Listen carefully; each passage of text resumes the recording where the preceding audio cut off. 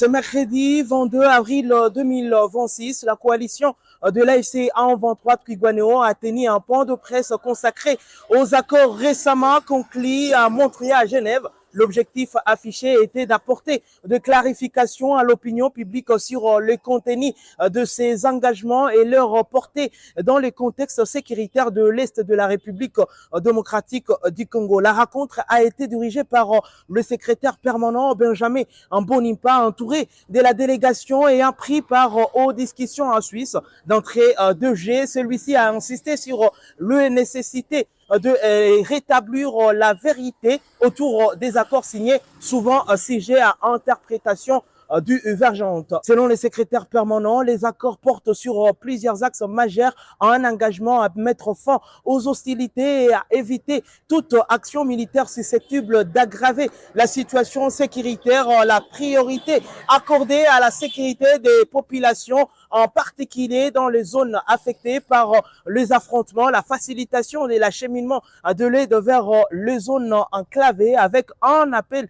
à lever les restrictions sur certains axes routiers, la poursuite des discussions entre les parties prenantes pour parvenir à une solution durable au conflit, la mise en place d'un cadre chargé de veiller à l'application effective des engagements pris et aussi la libération de plus de 311 prisonniers présumés en collaboration avec l'AFC A23. On va suivre ici le secrétaire permanent Benjamin Mbonimpa qui est revenu sur ces différents points. Nous sommes partis, nous avons travaillé sur l'aspect humanitaire, sur l'aspect déroulement de l'aide humanitaire, sur la protection des humanitaires, des personnels humanitaires, mais aussi sur la protection de l'aide humanitaire, du convoi humanitaire et la protection des bénéficiaires. Mais aussi sur l'évaluation, nous sommes tombés d'accord sur la libération dans 10 jours, à dater de la signature des communiqués, de la libération de nos prisonniers identifiés par les CICR, parce que le CICR a fait un travail remarquable. Il a commencé, chaque partie au conflit a remis les listes des détenus. Nous avions remis les listes des 778 détenus prisonniers affiliés à la F-23 et le gouvernement avait donné une liste. Et sur les listes, le CICR avait découvert ou identifié 311 prisonniers assimilés au M23 et 166 sur les listes que Kinshasa avait remis au CICR, sur les listes que Kinshasa avait données au CICR, disant que nous les avons de ce côté-ci. Mais nous, de ce côté-ci, nous avons plus de 4000 FRDC, militaires FRDC et les 166, parmi lesquels il y a les 166 là. Et nous sommes prêts à les libérer et à leur donner. Et le CICR avait déjà fait une étude sur la trajectoire en passant par Magana, qui sont au Kampala, et puis pour sortir du côté de Beni et partir à partir de Beni, ils vont organiser le transfert vers Kinshasa. Et nous aussi, la même trajectoire, le CICR a déjà fait même des vols d'essai de Kinshasa à Kampala, en TB jusqu'à la route de Bunagana pour nous remettre nos prisonniers. Ce qui reste, c'est la volonté de Kinshasa de libérer ces prisonniers. Il n'y a pas d'autres conditions. Et nous sommes prêts à libérer ces prisonniers-là. D'ailleurs, nous avions remis des enfants mineurs, nous avions remis, lorsqu'on a fait les bilans et l'évaluation, pour vous rappeler que nous avions libéré 1380 FRDC qui étaient des prisonniers de guerre mais détenus à la MONUSCO. Nous avions facilité le retour et le rapatriement des militaires des contingents de la SAMI-DRC, les Tanzaniens, les Malawites et les Sud-Africains. Nous avions libéré les FDR qui combattaient, vous avez vu, nous avions accompagné jusqu'à la Grande Barrière. Nous avions aussi libéré de mercenaires roumains. Donc de notre côté, il y avait les gestes de bonne foi. Nous avons multiplié les gestes de bonne foi. Il y avait même 200 malades qui étaient soignés, malades FRDC soignés à l'hôpital militaire de Katiba, que nous avions disponibilisé. Donc du côté de Kinshasa, ils n'avaient libéré aucun. Et nous nous sommes dit le processus ne peut pas tomber en panne par mauvaise foi. il lui fallait qu'il y ait un signe fort qui marque la bonne foi de Kinshasa. Et c'est dans ces moments-là qu'après l'identification de ces prisonniers, des détenus, Kinshasa a pris l'engagement de les libérer. Donc nous allons procéder à l'échange. Nous allons livrer les 166 prisonniers identifiés chez nous. Et eux, ils vont nous livrer les 311 détenus que le CICR a identifiés à Kinshasa. Voilà, ça c'est sur le plan de l'évaluation, sur les premiers protocoles de libération des prisonniers. Il y a eu le deuxième protocole sur le mécanisme de surveillance des cessez-le-feu. Il y avait un mémorandum d'entente qui était en souffrance, déjà avec les CRGL qui devaient travailler avec les deux parties pour que l'équipe des JVM+, c'est-à-dire l'équipe qui va vérifier le cessez-le-feu s'il est mis en œuvre, qui devait être composée de 3 personnes du côté AFC M23 et de 3 personnes du côté gouvernement. Et les 3 personnes, ce sont des militaires. Ce sont des militaires des deux côtés, parce qu'ils ne peuvent pas aller sur les champs de bataille n'ayant pas l'expérience. Et après, au niveau du secrétariat permanent de ce mécanisme, on puisse envoyer des représentants, 3, et aussi 3 pour constituer les bureaux du secrétariat, pour qu'ils puissent traiter tout ce qui a trait à la surveillance de cessez-le-feu.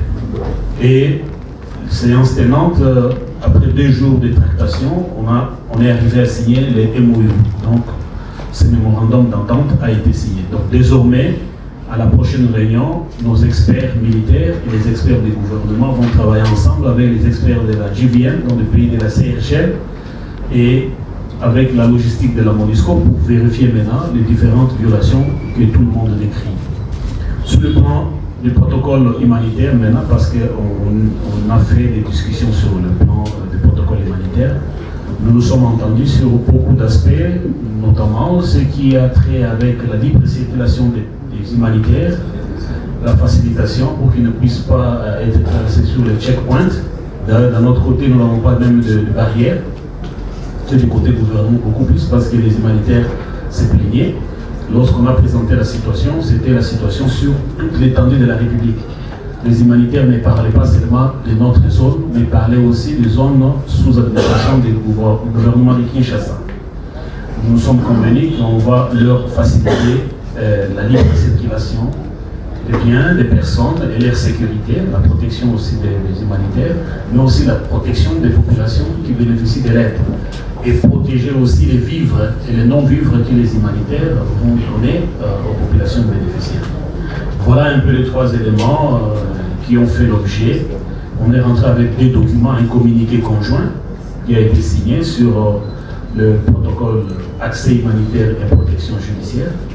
Sur l'aspect protection judiciaire, c'était beaucoup de matières et le timing qui nous a été donné n'a pas suffi pour entrer en profondeur de ce qu'on parlait.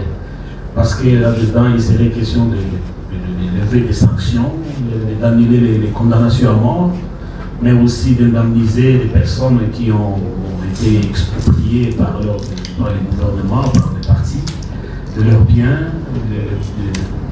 le bétail rasier, des dommages collatéraux, donc les personnes arrêtées indûment, arbitrairement, qui ont fait plus d'années dans les prisons et ils rentrent déjà démunis de tous les moyens, ils ne peuvent pas rentrer. Dans ces protocoles, on devait s'entendre sur les modalités pratiques de protection judiciaire de toutes ces personnes, et du côté gouvernement et de notre côté. Nos officiers militaires, nos responsables politiques, nos cadres politiques, nos populations, toutes les personnes devaient bénéficier du même traitement.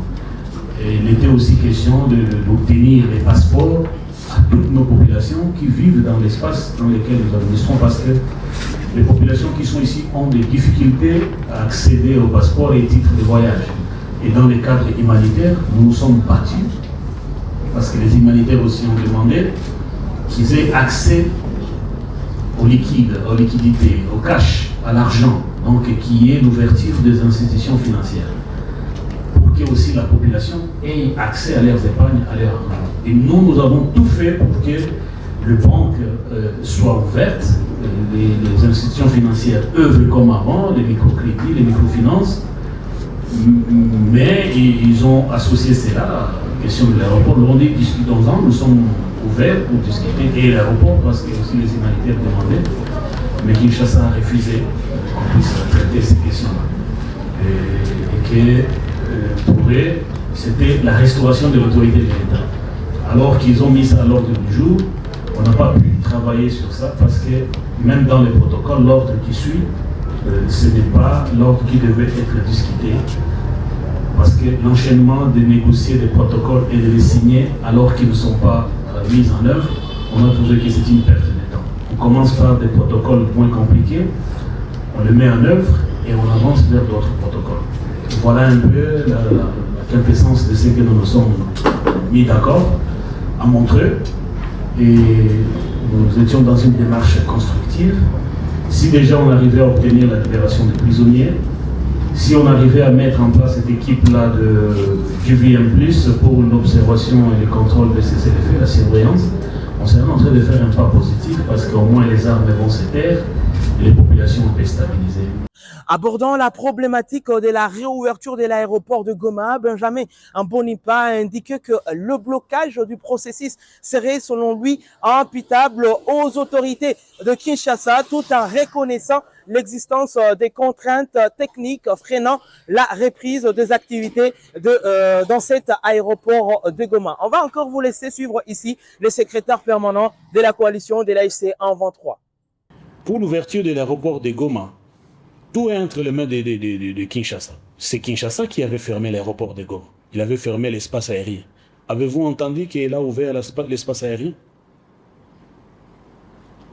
Et il y a 3 dimensions dans cette histoire-là. Il y a la dimension technique. Tout a été pillé. Avant que les FARDC quittent Goma, ils ont dévalisé l'aéroport, ils ont tout pillé, tout saccagé. Donc l'aéroport est une simple piste et même trouée par des bombes.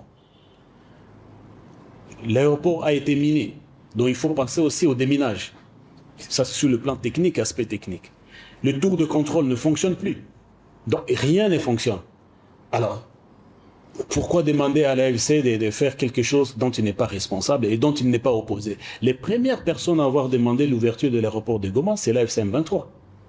Et eux-mêmes a montré, c'est Kinshasa qui a demandé que et les banques et l'aéroport soient travaillés ensemble. Nous attendons quand est-ce qu'on va avoir un programme pour travailler et discuter sur l'ouverture de l'aéroport. Nous ne sommes pas opposés. Il faut qu'ils viennent, qu'on travaille, qu'on voit les modalités techniques, sécuritaires, parce que c'est aussi l'aspect sécuritaire. Ne vont-ils pas utiliser le même aéroport pour faire encore des mauvaises choses sur nos populations? C'est ce que nous craignons aussi. Mais on doit avoir des garanties, avec la garantie de la médiation et de la communauté internationale.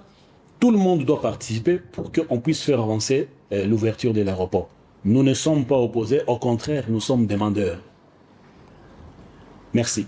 Au terme de ce point de presse, la coalition a insisté sur l'importance d'une mise en œuvre concrète des accords, estimant que leur succès dépendront de la volonté de la partie de Kinshasa à respecter leurs engagements. Je suis Nzungu Chema, lui, pour les comptes de Voice of Kivu à Goma.